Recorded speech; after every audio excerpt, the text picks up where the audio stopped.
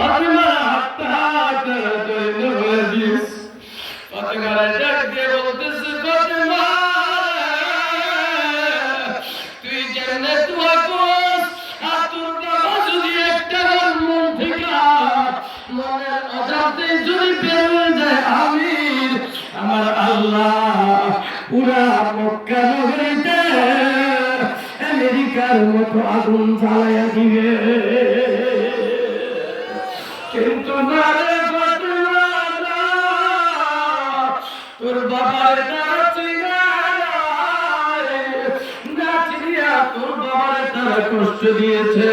আরে ফাতেমা, তোর বাবা তো আল্লাহ তোর বাবাকে পাঠাইছে। ওয়া মা আরসালনাকা ইল্লা রাহমাতাল লিল আলামিন।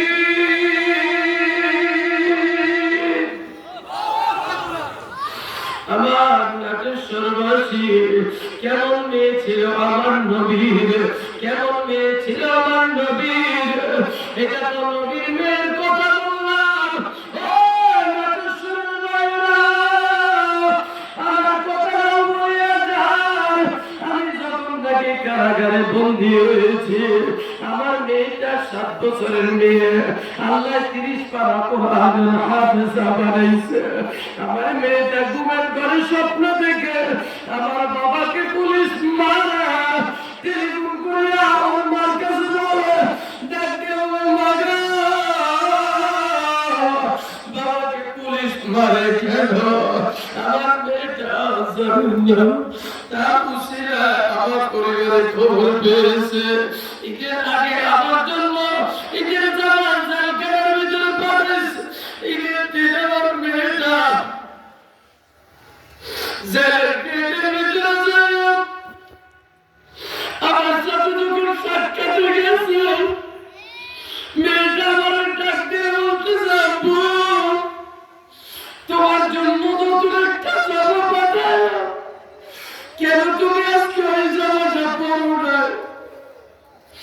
আমি বললাম, মারা আজকে এই জেলখানার ভিতরে সব তো আসামি। ওই জেলখানার ভিতরে তখন আজিজুল হক ইসলামাবাদী সাহেব ছিল, আইয়ুবী সাহেব ছিল,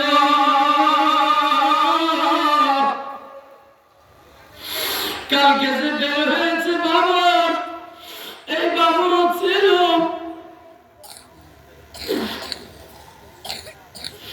আমার মেয়েকে বললাম, মারা জেলখানার ভিতরে তো সব আসামি, আমি এই নতুন জামা কাপড় পরলে আমাকে দেখবো কে? তোমরা তো বাইরে আছো। আমার মেয়েটা ডাক দিয়ে বলতেছে, আপু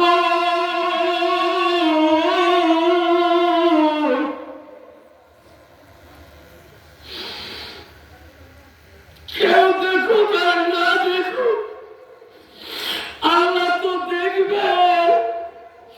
বিশ্বাস করবেন না আমার নাটেশ্বরবাসী ভাইয়েরা, আমার নোয়াখালীর ভাইয়েরা, মনের অজান্তে মনে হয়েছে যেন জেল গেটটা ধরে যে জায়গায় আসামিরা দেখা করে, মনে হলো যে ওখানে ধরে চিৎকার মেরে কাঁদি।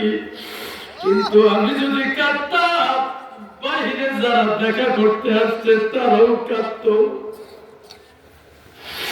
এগুলো হয়েছে আমাদের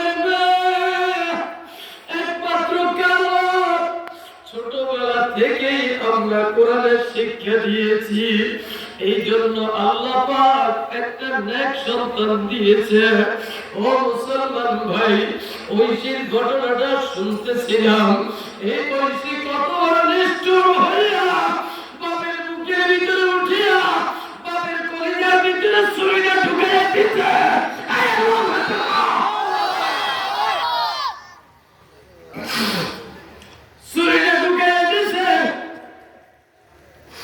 বাপের যখন নাকি জ্ঞানটা ফিরছে, এবার দুই দিক থেকে তার বন্ধুরা এবার তাকে হাত গুলা চেপে ধরে উপা উপি ধরে পার দিতেছে। এই জায়গার ভিতরে, এই গলার ভিতরে ছুরিটা ঢুকাইয়া দিয়া ছুরিটা এইভাবে মশলা দিয়া এই গলার ভিতরে যত রগ আছে সব রগ গুলা কেটে ফেলাইছে। একমাত্র বন্ধুরা কাটে নাই, বন্ধুরা শুধু ধরছে আর মেয়েটা তার বাপের মারলো। এরপরে যাইয়া তার মাকেও মারলো। মার বুকের ভিতরে উঠিয়া মাকে যখন একের পর এক পার দিতেছে, এবার সর্বশেষ মারেও গুলি করলো, বাপেরও গুলি